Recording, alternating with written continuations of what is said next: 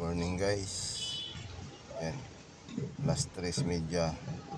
Madaling araw yan. Mga ganitong trabaho. Yan dapat gawin nyo guys. Pero bago nyo hulaan nyo muna kung anong trabaho ko dyan. Yung nasa isip nyo, alam ko na rin yan. Nasa isip ko na rin yan. Ang galing nyo pag nahulaan nyo yan. Yan, dapat gawin nyo ganyan mga stretching, mga ganyang oras para maano yung mga ugat-ugat natin guys. Tama-tama yung mga ganyang trabaho ng mga ganyang madaling araw na. Ang aga kong pumasok kasi alas 3 gising na ako.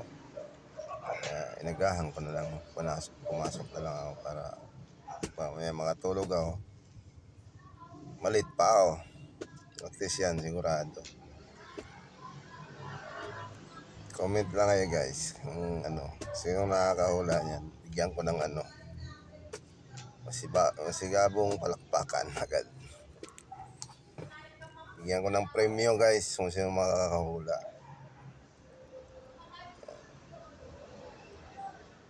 Shoutout sa inyo lahat.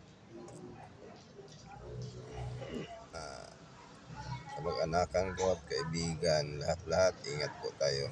Para at mga ganitong oras ang trabaho, ingat po tayo lahat. Okay, nakakatulong yung video to para sa inyo. Galaw-galaw para alam nyo na may ibig sabihin.